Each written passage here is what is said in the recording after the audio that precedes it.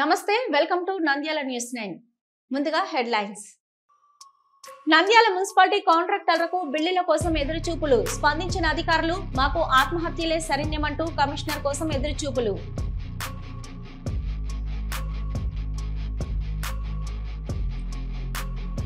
మస్కట్లో చిక్కుకుపోయిన మహిళను 48 గంటల్లో స్వదేశానికి చేర్చిన ఆళ్లగడ్డ పోలీసులు అభినందించిన డీఎస్పీ ప్రమోద్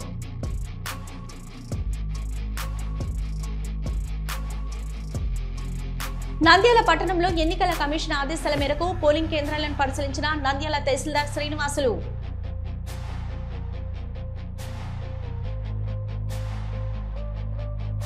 నంద్యాల పట్టణం ఎస్బీఐ కాలనీలోని చామకాల్వపై వంతెన శిథిలావస్థకు విరిగిపోయిన రక్షణ దిమ్మలు పక్కకు జరిగితే ప్రాణాలు కాల్వలోకి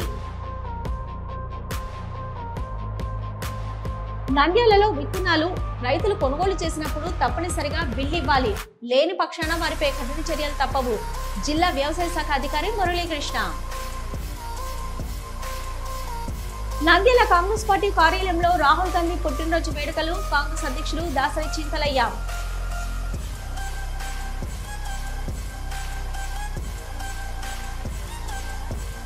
మిడుతూరు మండలం రోళ్లపాడులో రోడ్డు ప్రమాదంలో డిఐపిఆర్ సిబ్బంది బి నాగరాజు మృతి, కలెక్టర్ సంతాపం.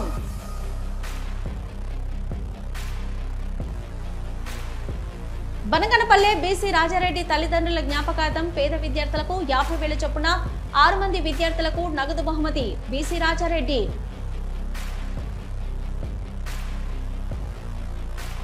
నంద్యాలలో అంబేద్కర్ విగ్రహానికి శంకుస్థాపన చేసి పనులు మొదలు పెట్టకపోవడం అంబేద్కర్ ని అవమానించడమే ఎస్టీపీఐ నాయకులు.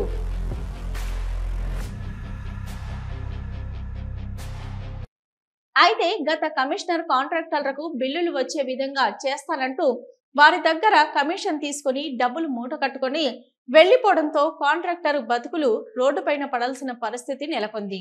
కాంట్రాక్టర్ బిల్లులు చెల్లించాలని, మాకు న్యాయం చేయాలని వారి సమస్యలు మంత్రి దృష్టికి తీసుకెళ్లడం జరిగింది. మంత్రి వారికి హామీ ఇవ్వడం జరిగింది. రోజు కాంట్రాక్టర్ బతుకులు రోజుకు ఒక గండంగా మారింది. కోట్ల రూపాయల పనులు చేయడం జరిగింది. ఇప్పటికీ ₹1 కూడా రాలేదని, ఎన్నో ఆశలతో గత కమిషనర్ కి ముడుపులు చెల్లించడం జరిగిందని, ఇప్పుడు ఈ కమిషనర్ చేస్తాడో చేయడం లేదో అని రీతిలో ఉందని కమిషన్ కోసం కార్యాలయం వద్ద పడిగాపులు కాయడం జరుగుతుందని తెలిపారు. అన్ని కార్పొరేషన్లు, మున్సిపాలిటీలు ఒకెత్తైతే నంద్యాల మున్సిపాలిటీ మరో ఎత్తుగా చరిత్రలో నిలిచిపోతుంది. నంద్యాల మున్సిపాలిటీలో హస్తవాసి బాగా ఉంటేనే ఏ పనులైనా జరుగుతాయి అనడానికి సందేహం లేదనిపిస్తుంది. వైసీపీ పాలనలో రాష్ట్ర వ్యాప్తంగా అన్ని ప్రాంతాల్లో కాంట్రాక్టర్లు కోట్లాది రూపాయల పనులు చేశారు. రోజులు సంవత్సరాలు గడిచిన కాంట్రాక్టర్లకు బిల్లులు రాకపోవడం, కొందరు ఆత్మహత్యలకు పాల్పడ్డారు. మరికొన్ని ప్రాంతాల్లో బిల్లులు ఎక్కించడానికి, మంజూరు చేయడానికి 5% మామూళ్లు తీసుకొని బిల్లులు ఓకే చేశారని ఆరోపణలు వినిపిస్తున్నాయి. మధ్యలో మాలాంటి కౌన్సిలర్లు ఇబ్బంది పడతా ఉన్నారు. పలుకుబడి పద్ధతి ఉన్నోళ్ళు వాళ్ళు వర్కులు చేయించుకొని వెళ్ళిపోయినారు. ఇప్పుడు ప్రజెంట్ అధికార పార్టీ ఉన్నోళ్ళు కూడా మాకు పనులు చేయడం లేదు. మాకు ఎంత ప్రాబ్లం అవుతుంది అని అసలు మినిస్టర్ వచ్చి ఓపెన్ చేశాను నా వాటిలో. అసలు నా ఇంటి ముందర రోడ్ లేదు, ఎంత ప్రాబ్లం అవుతుంది. రమేష్ నాయుడిని అడిగితే మా ఇంట్లో ఫీజులకు లేవన్నా కట్టుకోనీకి అంటున్నారు. ఎవరు చేయాలి? మా గోడి ఎవరికి వెళ్ళబుచ్చాలా? కౌన్సిలర్లు లేచి మాట్లాడితేనేమో వీడు గట్టిగా మాట్లాడతారు, నోరు గట్టిది అంటారు. అడగలేకపోతే చేతగానోడు అంటారు. అడుగుది ఇట్ట, అడగకపోతే అట్ట. చేతులు ఎత్తేసినారు. ఎత్తుతారండి. వాళ్ళ సమస్యలు, వాళ్ళకి ఇళ్ళల్లో సమస్యలు ఉంటాయి. డబ్బులు కోట్లు అయిపోతే వాళ్ళకు వడ్డీ లాసు, అంతా లాసే కదా. కాంట్రాక్టర్లు కూడా వాళ్ళ ప్రాబ్లం అయి తిరుగుతాను. మిగతా కార్పొరేషన్లు ఎక్కుతున్నాయి కదా, ఈడెందుకు ఎక్కట్లే? అందుకే సోషల్ మీడియాలో 5% అని అడుగుతున్నారు కదా. ఎంతో కనుక్కొని అది ఇదే ఇచ్చేసేసుకొని చేసేసుకోండి. వాళ్ళు నలిగిపోయింది వాస్తవమే, వాళ్ళు లాస్ ఉండాలి వాస్తవమే. మమ్మల్ని అడగలేము. లేకపోతే వీళ్ళు ఎవరు అడిగినా బాబు వర్కులు చేయనాడే చేస్తారు. వీళ్ళు ఏం చేద్దాం, పరిస్థితి అట్ట అయిపోయింది. ఆళ్లగడ్డ పోలీసులను అభినందించిన డీఎస్పీ ప్రమోద్. మస్కట్లో చిక్కుకుపోయిన మహిళను 48 గంటల్లో స్వదేశానికి చేర్చిన పోలీసులు. 3 నెలల క్రితం మస్కట్కు వెళ్లిన చాగలమర్రికి చెందిన కద్రి హుసేనమ్మ ఇంట్లో వంట మనిషిగా పనిచేస్తుండగా ప్రమాదవశాత్తు అగ్ని ప్రమాదం జరిగి బాధితురాలికి గాయాలు, ఇంటి పనులు చేయలేకపోవడంతో హుసేనమ్మను పని నుంచి తొలగించిన యజమాని. శారీరక బాధ ఉన్న హుసేనమ్మకు మస్కట్లో ఎక్కడ దొరకని ఉద్యోగం, తానిక బ్రతకలేనని, తనను కాపాడాలని నంద్యాల ఎస్పీ అదిరాజ్ సింగ్ రాణాకు సెల్ఫీ వీడియో రికార్డులు పంపిన బాధితురాలి వివరాలు సేకరించి ఆమెకు సహాయం చేయాలని ఆళ్లగడ్డ పోలీసులకు ఆదేశించిన నంద్యాల జిల్లా ఎస్పీ అదిరాజ్ సింగ్ రాణా సంబంధిత ఏజెంట్తో మాట్లాడి ఫ్లైట్ టికెట్ ఏర్పాటు చేసి బాధితురాల్ని ఇండియాకు రప్పించిన ఎస్పీ పోలీసులకు కృతజ్ఞతలు తెలుపుకున్న బాధితురాలు. మీ దగ్గరున్న పోలీస్ స్టేషన్ ఏముంది, పోలీస్ స్టేషన్ పేర్లు, పోలీస్ స్టేషన్ నెంబర్ల వివరాలు కూడా ఉంటాయి. అదే కాకుండా మీకు ఏదన్నా ప్రమాదకర పరిస్థితులు ఉన్నప్పుడు మీరు గనక స్టేషన్కి వచ్చి ఫిర్యాదు ఇవ్వలేని స్థితిలో యాప్ ద్వారా కూడా మీరు ఫిర్యాదు ఇవ్వచ్చు. అదే కాకుండా ట్రాక్ మై ట్రావెల్ అనే ఆప్షన్ కూడా ఉంటుంది. ఈ ట్రాక్ మై ట్రావెల్ ఆప్షన్లో ఏమంటే మీరు ఒంటరిగా ప్రయాణిస్తున్నప్పుడు మీరు సేఫ్గా వెళ్ళటానికి ఈ ట్రాక్ మై ట్రావెల్ అనే ఆప్షన్ కనుక మీరు వినియోగించుకుంటే కమాండ్ కంట్రోల్ నుంచి మీరు స్టార్ట్ అయిన దగ్గర నుంచి డెస్టినేషన్ రీచ్ అయ్యేంత వరకు కూడా సర్వైలెన్స్ చేసి మీరు సేఫ్గా రీచ్ అయ్యేటట్టు మనం ఈ యాప్ ద్వారా ట్రాక్ చేయొచ్చు. అదే కాకుండా మీరు ఒంటరిగా వెళ్ళేటప్పుడు నైట్స్ కానీ ఈవినింగ్స్ కానీ మీరు ఇబ్బందికర పరిస్థితుల్లో ఉన్నప్పుడు దాంట్లో ఉన్న సాస్ బటన్ కనుక మీరు ప్రెస్ చేసినట్లయితే వెంటనే శక్తి టీమ్స్, దగ్గరుండే పోలీస్ టీమ్స్ కూడా అక్కడికి రీచ్ అయ్యి మీ సమస్యని రిజాల్వ్ చేయడం జరుగుతుంది. If the situation is intense వాళ్ళ మీద కేసు పెట్టి కూడా మనం యాక్షన్ తీసుకోవడం జరుగుతుంది. So I request all the women of Nandyal district to use this Shakti team services. అదే కాకుండా 112 కాల్ కూడా మీరు కాల్ చేసి టోల్ ఫ్రీ నెంబరు మనకి ఇంతకుముందు 100 ఎలా ఉందో 112 అని మనకి ఈ శక్తి టీం నెంబర్ ఉంటుంది. మీరు ఏదన్నా ఇబ్బంది పరిస్థితుల్లో ఉన్నప్పుడు ఈ 112 కూడా కాల్ చేసి మీ ఫిర్యాదు చెప్పచ్చు. వెంటనే పోలీస్ వచ్చి యాక్షన్ తీసుకోవడం జరుగుతుంది. అండ్ ఇప్పుడు హుసేన్ అమ్మ గారు మనతో ఉన్నారు. మీరు మీడియా మిత్రులు ఎవరిని అడగాలంటే అడగచ్చు. నంద్యాల పట్టణంలో ఎన్నికల కమిషనర్ ఆదేశాల మేరకు పోలింగ్ కేంద్రాలను పరిశీలించిన నంద్యాల తహసీల్దార్ శ్రీనివాసులు సిబ్బంది నంద్యాల పట్టణంలో ఎన్నికల అధికారుల ఆదేశాల మేరకు పోలింగ్ కేంద్రాలను పరిశీలించడం జరిగింది. ఓటర్ జాబితాలో 12 నుంచి ఎక్కువగా ఉండడంతో అదనంగా పోలింగ్ కేంద్రాలు ఏర్పాటు చేయాలనే ఉద్దేశంతో ప్రశ్నించడం జరిగిందని, అదేవిధంగా పోలీస్ కేంద్రాల్లో ఏర్పాట్లు ఉన్నాయా లేదా సదుపాయాలు వాటి కోసం పరిశీలించడం జరిగిందని Nandyal Potti Sriramulu school, municipal high school, Tagore school, Khalil Siddique పాఠశాల పోలింగ్ కేంద్రాలను పరిశీలించడం జరిగిందని తెలిపారు.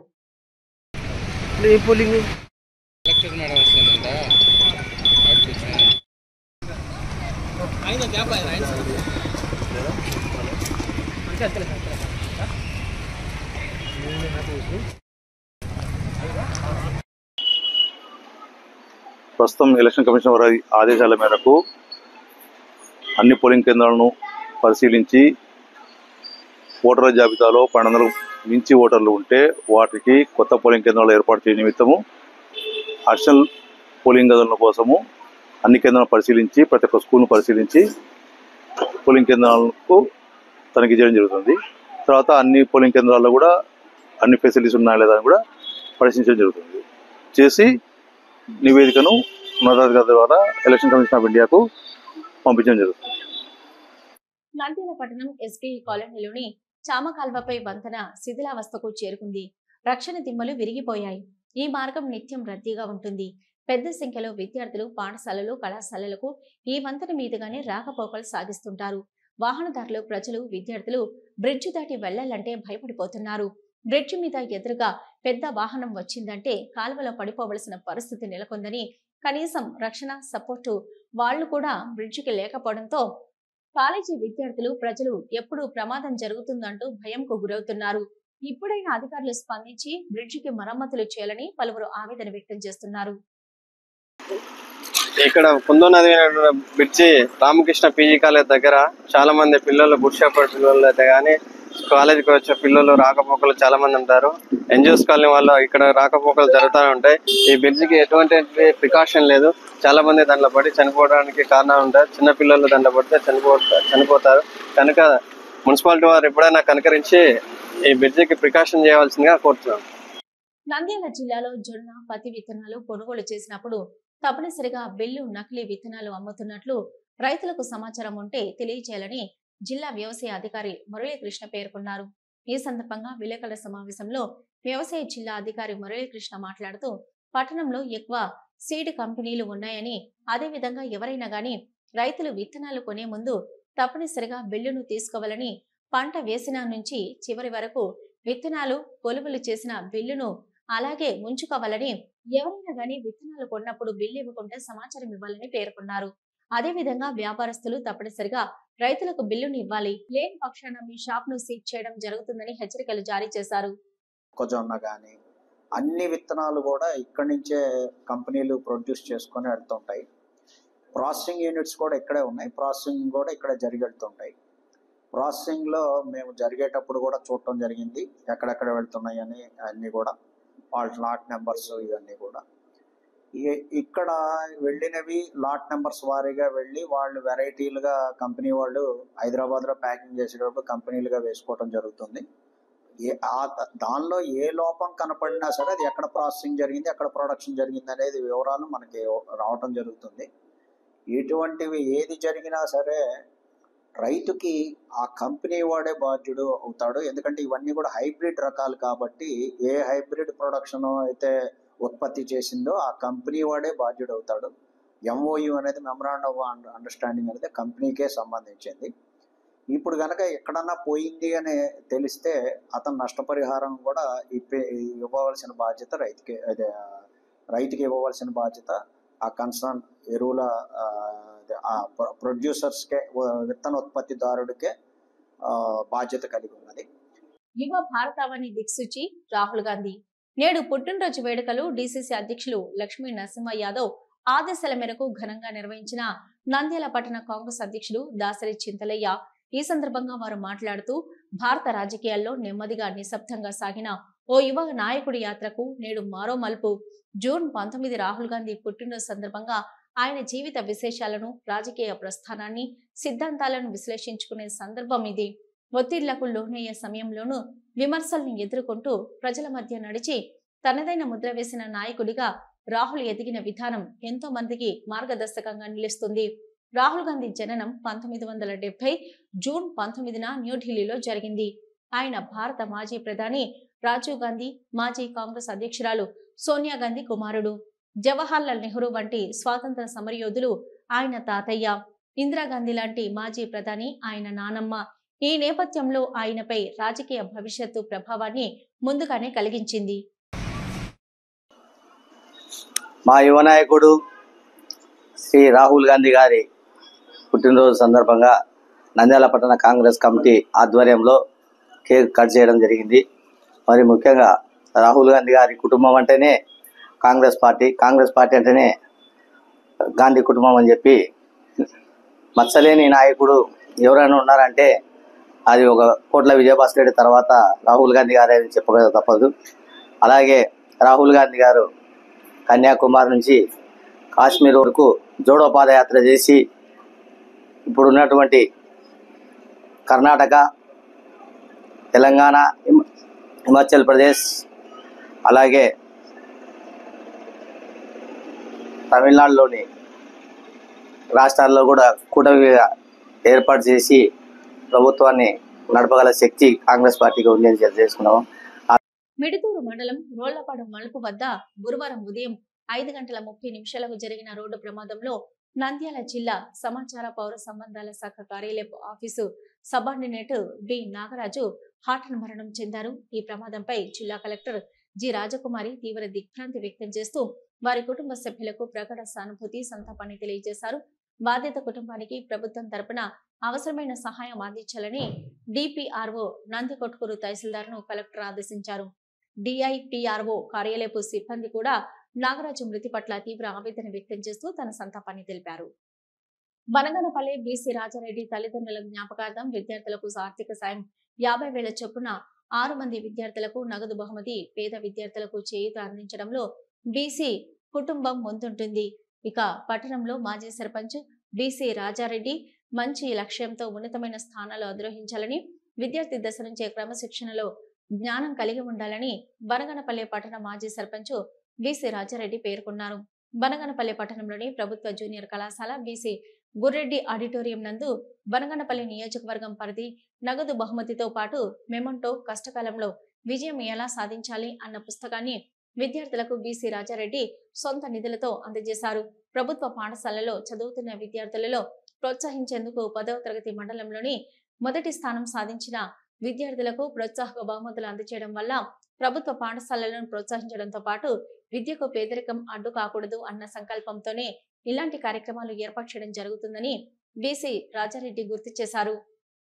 నంద్యాల మున్సిపాలిటీ పరిధిలో అంబేద్కర్ విగ్రహానికి శంకుస్థాపన చేసి ఇప్పటి వరకు పని మొదలు పెట్టకపోవడం అంబేద్కర్ గారిని అవమానించడమే అని STPI Nandyal assembly, social democratic party of India STPI Nandyal assembly నాయకులు ఈరోజు నంద్యాల మున్సిపాలిటీలోని అంబేద్కర్ విగ్రహానికి శంకుస్థాపన చేసిన స్థలాన్ని సందర్శించి అక్కడ ఇంతవరకు అంబేద్కర్ విగ్రహ ప్రతిష్టకు పనులు ప్రారంభం కాకపోవడాన్ని తీవ్రంగా ఖండించారు.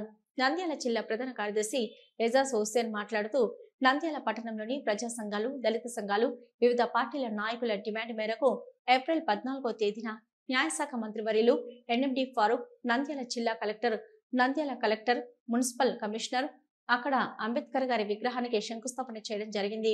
శంకుస్థాపన చేసి 2 నెలలు పూర్తయినా కూడా ఇంతవరకు అక్కడ ఒక్క ఇటుక కూడా వేయకపోవడం చాలా బాధాకరమని, ఈ చర్య ద్వారా భారతదేశ మొదటి న్యాయశాఖ మంత్రి అంబేద్కర్ గారిని అవమానించడమే అని పేర్కొన్నారు. గతంలో ఆంధ్రప్రదేశ్ ముఖ్యమంత్రి చంద్రబాబు నంద్యాల పర్యటనకు విచ్చేస్తున్నారని, సందర్భంగా హడావిడిగా 1,70 లక్షలు నంద్యాల మున్సిపాలిటీలో శాంక్షన్ చేయించుకొని ఆయనకు స్వాగతం పలకాలని ఏర్పాటు చేసి అందులో కొంత సొమ్మును కూడా ఖర్చు చేయడం హడావిడిగా జరిగింది. కానీ అది అంబేద్కర్ విగ్రహానికి ఇంతవరకు పనులు ప్రారంభించకపోవడం చాలా ఏహమైన చర్య అని నంద్యాల మున్సిపాలిటీ అధికారుల నిర్లక్ష్యానికి పరాకాష్టాన్ని చెప్పారు. వెంటనే అక్కడ పనులు ప్రారంభించి అంబేద్కర్ విగ్రహానికి పూర్తి చేయాలని, లేని పక్షంలో అక్కడ ఎస్టీపీఐనే అంబేద్కర్ గారి విగ్రహాన్ని తీసుకొచ్చి పెడుతుందని హెచ్చరించారు. మన నంద్యాల పట్టణ ప్రజలకు అంకితం ఇవ్వాలని ఈ సందర్భంగా ఎస్టీపీ తరఫున డిమాండ్ చేస్తున్నాము. దానితో పాటు కూడా ఇంతకు ముందు చంద్రబాబు నాయుడు గారు నంద్యాల పర్యటనకు వస్తున్నారంటే హడావుడి చేసి 5-10 రోజుల్లోనే 1,70,000 రూపాయలు శాంక్షన్ చేసుకున్నారు. 1,70,00,000 రూపాయలు ఆ రోజు ఒక ముఖ్యమంత్రి పర్యటనకు శాంక్షన్ చేసుకుని మున్సిపల్ కమిషనరు ఇంతవరకు 2 నెలలుగా వస్తున్నా అక్కడ ఒక 10 లక్షలు శాంక్షన్ చేసుకుని అక్కడ విగ్రహం పెట్టే పరిస్థితి లేదు. నంద్యాల మున్సిపల్ కమిషనర్ పాత ఆయనది. ఇప్పటికైనా మేల్కొని కొత్తగా వచ్చిన మున్సిపల్ కమిషనర్ దీనికి బాధ్యతగా మరి బరువుగా తీసుకొని వెంటనే ఇక్కడ మున్సిపాలిటీ కౌన్సిల్లో బడ్జెట్ శాంక్షన్ చేసుకుని అక్కడ విగ్రహాన్ని కేవలం 1 నెలలోపు విగ్రహాన్ని ఏర్పాటు చేయాలని మేము డిమాండ్ చేస్తున్నాము. ఇవి ఇప్పటివరకు నంద్యాల న్యూస్. నమస్తే.